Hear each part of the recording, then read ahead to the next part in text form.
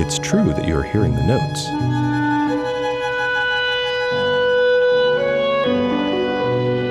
But you are also hearing the spaces between the notes.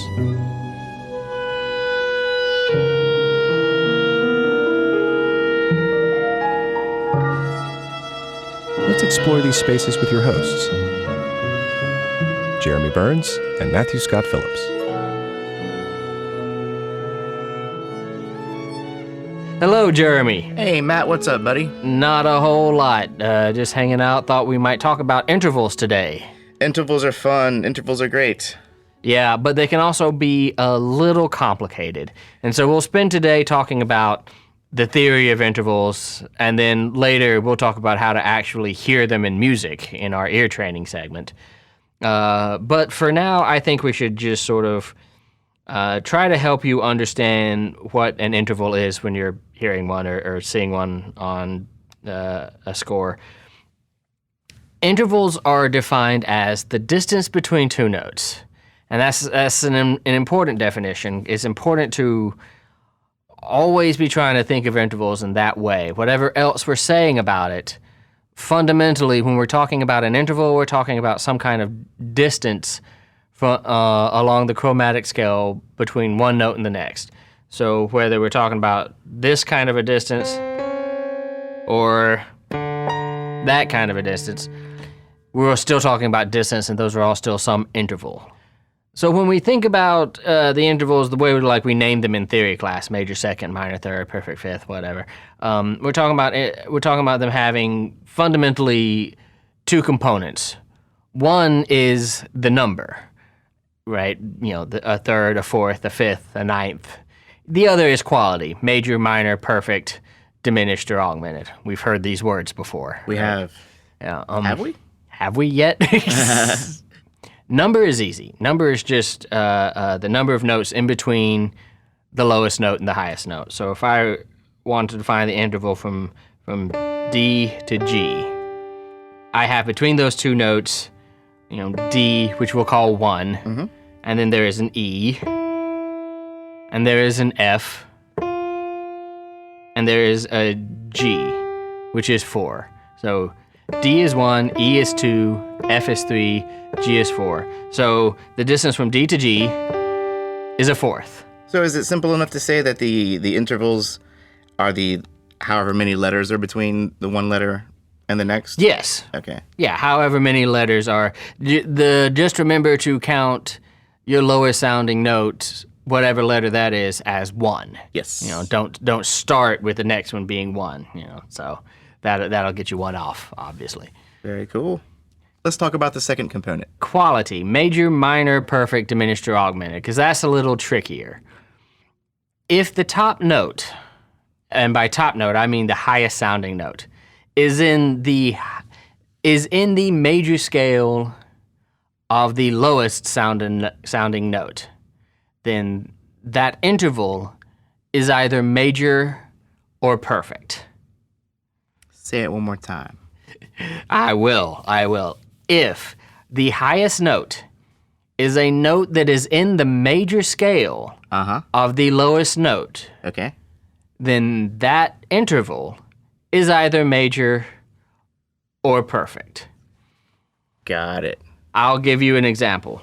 I'm going to play an E, and I'm going to play C sharp. What number is between E and C sharp? I'm going to say 6. Right, because if E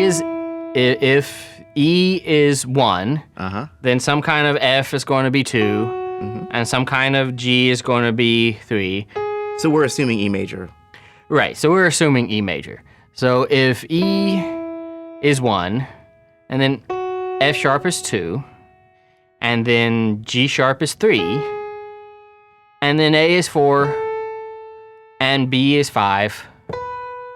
This C sharp I just played, what's the number of that interval, Jeremy? It's definitely a 6th. It's a 6. We've got some kind of 6th between this E and this C sharp.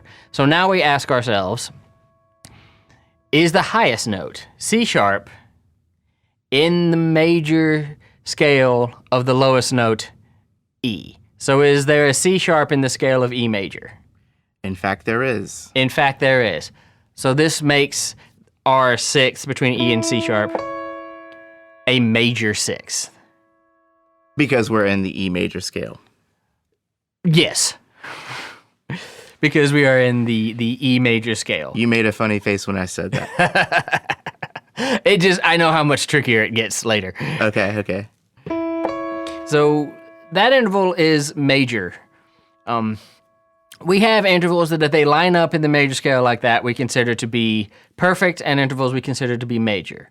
The intervals that we consider to be perfect are the perfect fourth. So E to A, I'll just stay in E major here. The perfect fifth, which is E to B, and the perfect octave, which is E to the E, an octave above that. Those are perfect because of what they are. There's no such thing as a major fourth. There's no such thing as a major fifth or a major octave. We call those perfect. So be you in a major key or a minor key, the constants will always be 1, 4, and 5. Yes. They'll always be perfect. Yes, perfect. Now, let's talk about what happens if the answer to that a question is no. So I'm going to play 2 notes here. I'm going to play E, and I'm going to play G. So first, let's do what's easy. Okay. Let's discover the number between those. So from E to G, if E is 1, then some kind of F sharp, F flat, is going to be 2. And then this G is going to be 3. So our number is a third. Easy enough. Easy enough. Is there a G in the E major scale? Not to my knowledge. No. There is a G sharp in the E major scale, correct? So the answer is no. So we do not have a major interval here. What we have is something else. What we have is an interval that is 1/2 step smaller than that major interval. Instead of going from E to G sharp, we haven't made it that far. We made it to G natural. We've gone from E to G natural. So we're talking about a smaller distance. That distance, that space between those 2 notes, that is 1/2 step smaller a space than a major interval, is a minor interval. Confusing, isn't it? I don't know. I mean, maybe. I can't remember what it was like. I apologize. I can't remember what it was like at a time where this was all new information to me. And the idea is that we will eventually get to the point where we just know this stuff. Yeah. Where we can just spout off intervals so fast that it's not even funny. But until we get to that point, we have to sort of do the mental process. So where were we? Minor third? Minor third, yeah. Let's do a couple of random examples here. If I played G and I played E flat. Okay. Well, shall I take a stab? Let's take a stab. Do the number first. That's what's going to be easy. Okay, so we got a G1, A2, B3, C4, D5, E6. So it's got to be a sixth. Yep. So is E flat in the major scale of G major? It is not. It is not. So what happened? I think that, again, we might have ourselves a minor case of minor. Right. It's a 1/2 step smaller, right? Yes. It is just a little bit smaller than that major interval. It's a minor interval. So in this case, we have a minor sixth. I love that. Yeah, it always wants to resolve down to that perfect fifth, right? Very pretty. So we have major intervals, which are intervals that are conforming to a major scale. And then we have minor intervals, which are a 1/2 step smaller than that. A 1/2 step smaller still, meaning an interval that's a 1/2 step smaller than a minor interval, is a diminished interval. If we did, for example, I don't know, let's say B to D flat. So the number is fairly easy, right? B is 1, C is 2, D flat is 3. So we've got some kind of third here. But is D flat in the major key of B major? the key of B. What is that? 5 sharps? No, in fact, I don't think I would expect there to be any flats in a key that I know to be a sharp key.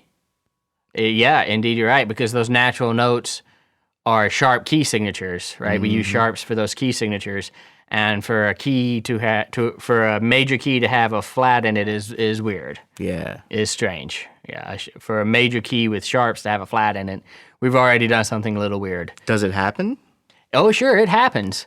This is a diminished interval, which is unique, but you'll certainly see it. More so in 20th century techniques, probably. Not really. No? Not really. You'd be surprised. Cool. You'd be surprised. So, but if our major would have been D sharp, right? That would have been the D we expected in B major. Correct. Our minor interval would have then been B to D natural, Yeah. right? But this B to D flat is in fact a diminished third. So this is a diminished interval. You'll notice that it is inharmonically equivalent to a major second. I was going to say, sounds like a second, but it's a third. What's going on, buddy? Right. Well, that's what it is. If we had called that D flat C sharp, we would have had a major second. Okay. Diminished. This is something that you run into with diminished intervals a lot. They're often inharmonic equivalents of other things, and this is a pretty obvious example. Diminished thirds are inharmonically equivalent to major seconds. If any of you out there are composers and you were ever composing for instrumentalists, a lot of them really get annoyed when you write intervals that are diminished thirds, because they will say, we spell those as major seconds because it's easier for them to read and to play. Sure. Yeah. So that's diminished intervals. So I guess all that kind of beats the point home that it's still good to count the letter names between. If you're trying absolutely. trying to find the interval, go ahead and make sure you're counting the letters between. Oh, absolutely. In fact, that's why I keep saying do the number first. Yeah. Because whether you think it's easy to read or play or necessary or not, if you have B written on your score, followed by D flat, that's a diminished third. As much as you would like to write it as C sharp, and in many cases maybe should, it's written that way as a diminished third. So you're going to need to understand that. Definitely don't assume it's a minor third. You'll end up playing the wrong note. Yeah. Or getting it wrong on a theory quiz. Yeah. So that is diminished intervals. Augmented intervals are one step larger than our major interval. So if I was to play F to D sharp, obviously, I won't bore you with the process. F to D is a major 6, yes. right? These is 6 notes up from F. D is in the key of F major, so this is a major 6.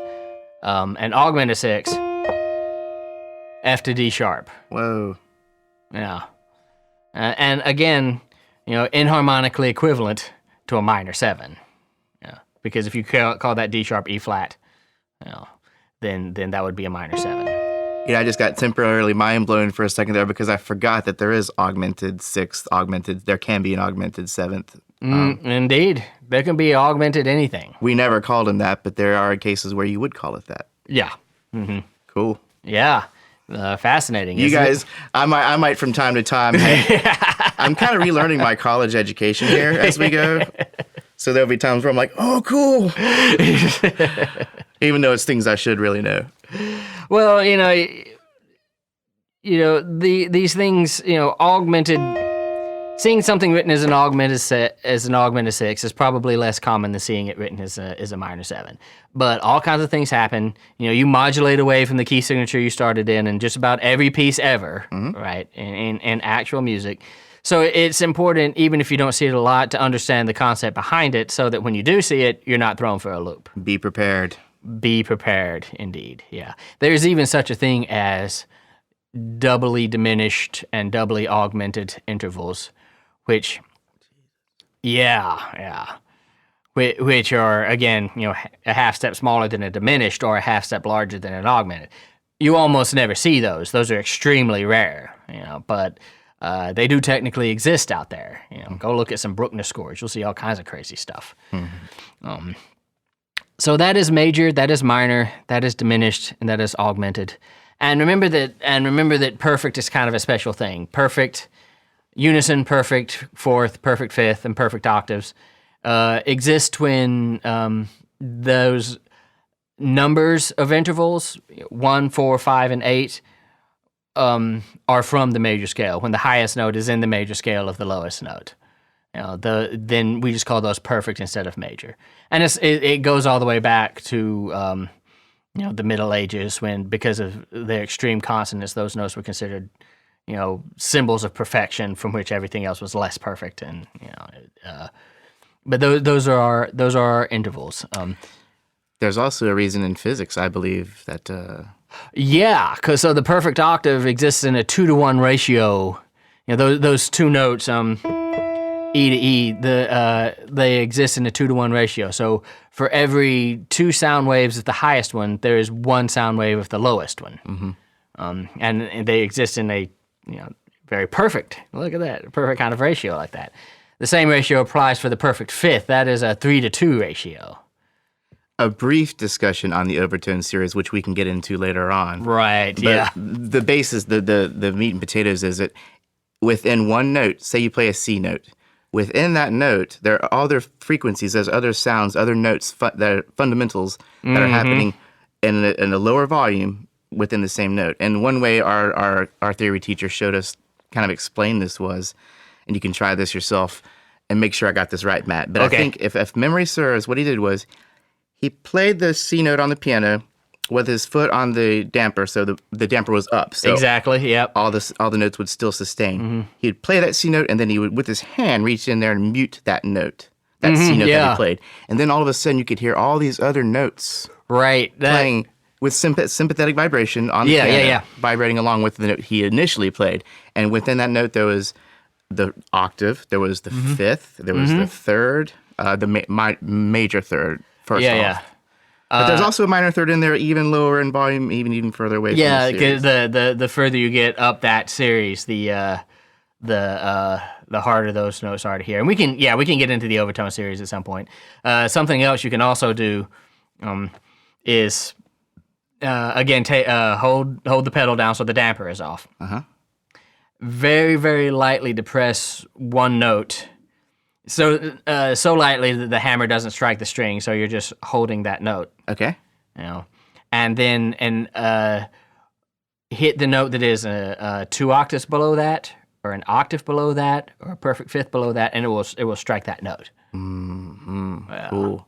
Yeah, and that note will ring out into the Or you can.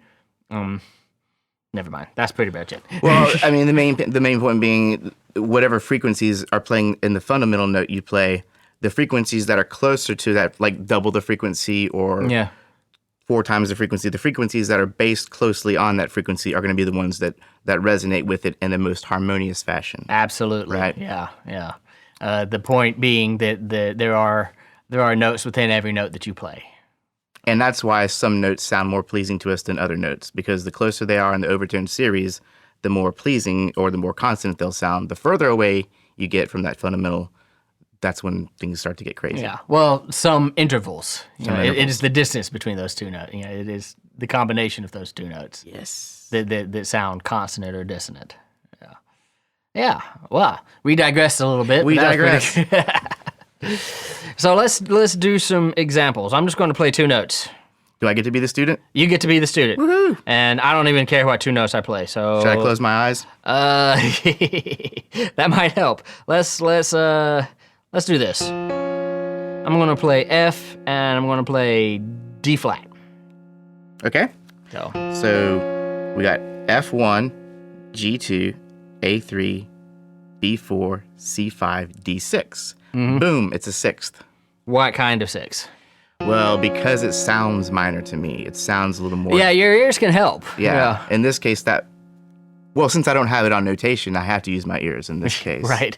So yeah, that does sound like a minor sixth. And indeed, F to D flat is a minor 6th. Or if you called it C sharp, that would be an augmented 5th. But far more common, you're going to see it as a minor 6. Okay, so in that case, I used my ears. But let's say I was temporarily deaf that day, and someone said you can't use your ears, or put their hands over my ears and show me this example. Then I would have had to use a certain amount of deduction Exactly. to arrive at that. And I guess what I would have said to myself is, between the F and the D flat, well, I know there's not a D flat in the F major scale. Mm-hmm. I know that there is a D in the F major scale. Mm-hmm. So, yeah, I would think that by flatting that D, we arrive at D flat, we arrive at the flat sixth. Yeah, at the minor sixth. At the minor sixth. Which is a half step smaller than the major sixth. Very, very good. Cool. Can we have one more? Yeah, let's see what I can come up with here. So I'm going to play C, and I'm going to play F. Okay. Wow. Okay. Well, that's pretty straightforward. You gave me an easy one that time. I did give you an easy one that time. You start with the hard ones, and then you give me the easy one. So you end on a positive note, you know. Hey, a major. Walk out feeling better about yourself. It's already working. Okay, yeah, so from C to D, that's 2. To E, that's 3. And then to F, that's 4. So we have moved 4 letter spaces. Mm-hmm. So we know it's a fourth. It's a fourth. Now, if we are in the C major scale, which is what it kind of sounded like. Although I can't say that because it was just a fourth, so it could have been in a minor scale. Indeed, right. It could only be the perfect fourth. Right, because is F in the scale of C major? Right, yes, it is. Yes. So we are dealing with the perfect fourth here. And yeah, those perfect intervals also exist in the minor scale. You know, the major and minor scale have those intervals in common. Yeah. Yeah. In that case, it wouldn't have mattered. It would be a 4 one way or the other. It would have been a perfect fourth. Perfect fourth one way or the other. A perfect fourth is a perfect fourth. Is a perfect fourth. You know, remember, we're really talking about, like I said at the very beginning, we're really talking about the distance between two notes. And that distance is the distance between those two notes represents a number of half steps, and that number of half steps is a perfect fourth. You know, it's actually 5 half steps, and 5 half steps is always going to sound like a perfect fourth, and always going to be a perfect fourth. Right. One other quick little thing, because this is just way too easy, so music scholars have to make this a little more confusing than it necessarily has to be. An interval that is a half step smaller than a perfect interval. It's not a minor version of a perfect interval. It is, in fact, a diminished interval. Okay. So just as there's no such thing as a major fourth, there is no such thing as a minor fourth. If that fourth falls within the major scale, meaning, like, for example, with our C to F, if our highest note F is in the major scale of our lowest note C, which in this case it is, then that is a perfect fourth. A half step lower than that is a diminished fourth, which is enharmonically equivalent to a major third. A half step larger than that would be an augmented fourth, which would be a tritone. But so we skip the minor when we're dealing with perfects. A half step smaller or larger than a perfect interval is a diminished or augmented version of that interval. Makes sense. Right. Yeah. So if I played you, what can I do? If I played you F sharp and I played you C natural. Sounds devilish. Just a bit. Yeah, that sounds like the tritone. Right. Oh, I'm sorry. You didn't ask what it sounded like. No, I didn't. Okay. Next time, I'm just going to give you 2 notes. Yeah, okay, You're cool. cheating. Yeah, fair enough. Give me those notes one more time. All right. Oh, I'm not going to play it. You said F sharp. I said F sharp and C natural. Okay, well, without counting, I can tell you right now that the C is the 5th of the F. Yeah. Again, Jeremy's showing his great experience here. After a while, you just learned this stuff. I didn't want you guys to listen to me counting on my fingers over and over again. But yeah, no. So I know it's a 5th. That's a 5th. But there is something that sounds kind of uneasy about that. Not quite so perfect. Yeah. So I say there's an F sharp. I got a C natural. Well, I know there's a C sharp in the F sharp major scale. Indeed, there is. So something has happened. This has been flattened. Mm-hmm. So where, as we discussed earlier, flattening a perfect fourth or fifth does not make it minor. It actually makes it diminished. Right. So boom, diminished fifth. Also known as the tritone, the devil's interval, all that good stuff, which was totally hated up until the 20th century, where it became totally loved. Yeah. So totally loved for what came after it? For what came after. For what it would resolve to, or is it because it... Oh, no, they just loved that interval. They just decided, in the 20th century, it was all about deconstructionism, breaking apart the system we'd used for centuries, and, the best way to do that while still having, the same 12 notes was just take things that we'd shunned forever and decided, hey, let's just use this, and it became much more prominent an interval. What about, let's see... What about A to C sharp? A to C sharp? And I'm not playing it this time. Okay. Your ears are too good. I want you to stretch your brain. I got it this time. So A is 1. A is 1. B is 2. B is 2. C is 3. Mm-hmm. So I know C sharp is in the key of A major. Knowing that, all I need to know is the number, which I figured out. That's a third. Uh-huh. And so boom, you got a major third. A major third, yeah. Very easy, isn't it? Yeah, totally. It's hilarious how much more you struggle when I don't play the notes. Yeah, it took a little while. I struggle less when somebody tells me the two notes. And when somebody goes, what's that? That's where I freak out, And to prove that the struggle is real, I'm not going to edit the time it took me to think about that, as I so often do.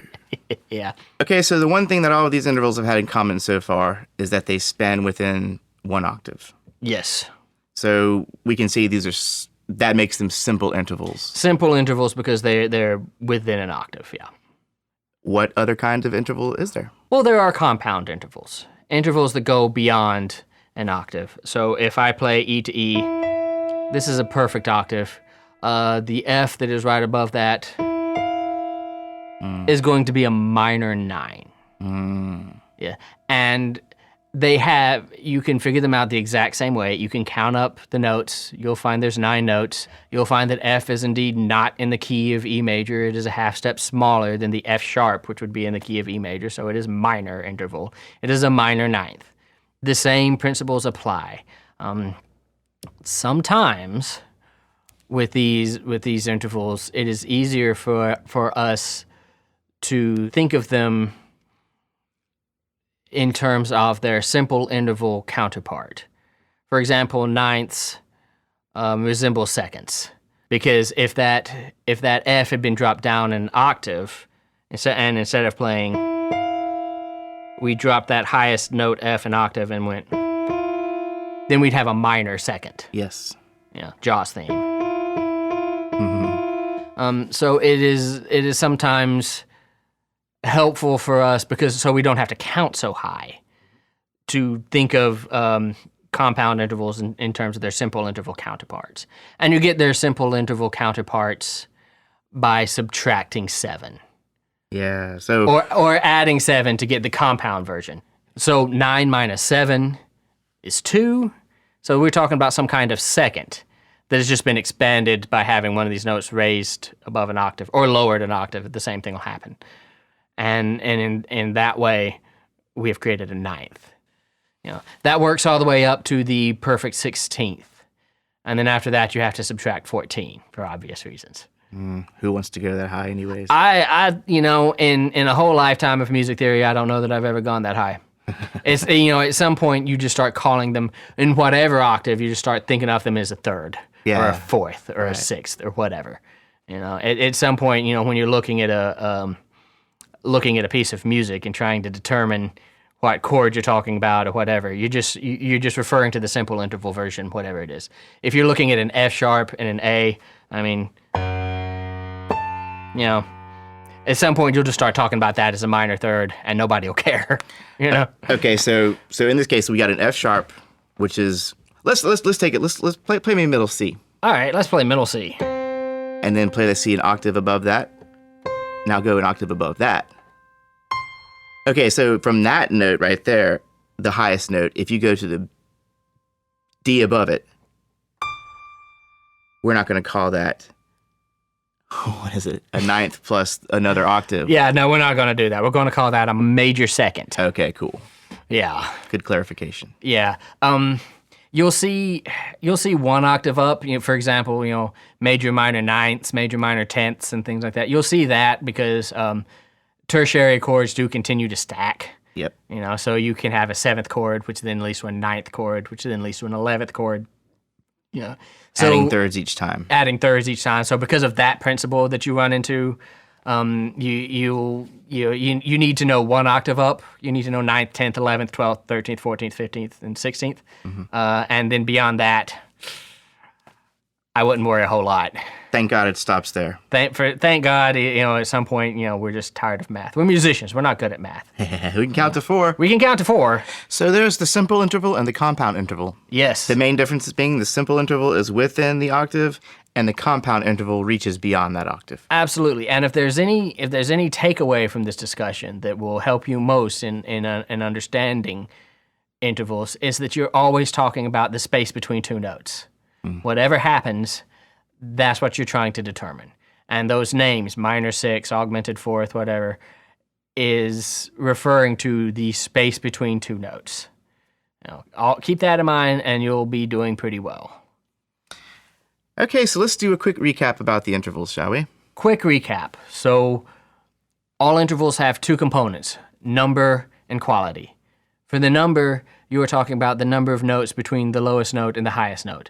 Remember that your lowest note is always 1. Yes. And then count up until you reach that highest note, and that number you reach will be your number. Okay. Fairly easy. Quality is either major, minor, diminished, or augmented. If the highest note is in the major scale of the lowest note, then that note is either major or perfect. It is perfect if it is a unison, 4th, 5th, or octave. Okay. Anything else, a 2nd, a 3rd, a 6th, or a 7th, will be major if the highest note is in the major key of the lowest note. If not, that's when you have to do some sort of investigative work. Okay. If it is just a half step smaller than what that major interval would be, that is a minor interval. If it is a whole step smaller than what that major interval would be, that is a diminished interval. If it is a half step larger than what that major interval would be, that is augmented. And the one caveat to this is if we're talking about perfect intervals, half step smaller than a perfect is diminished, we don't say minor, and half step larger than a perfect interval is augmented, we don't say major. Very good. And then compound intervals are intervals that go above an octave. So you can use the same process to determine their number and quality, count up the notes for the number, and then whether the top note is in the major scale of the bottom note, whatever. It also might be easier to subtract 7 from that highest number and work with just the simple interval version. For example, subtract 7 from a major 10 to realize that you're talking about a major third, just a major third that's bigger than an octave, so it becomes a major 10th. Very good. And that's pretty much it for simple intervals. We're at a point now where we can start learning how to hear them, which is, of course, far more important. And far more fun. And far more fun. And that'll be coming up in a very soon podcast. See you soon.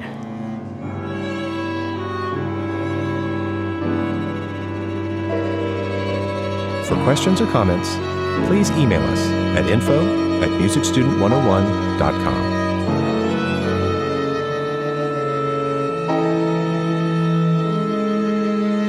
Thanks for listening, and keep on listening to Music Student 101.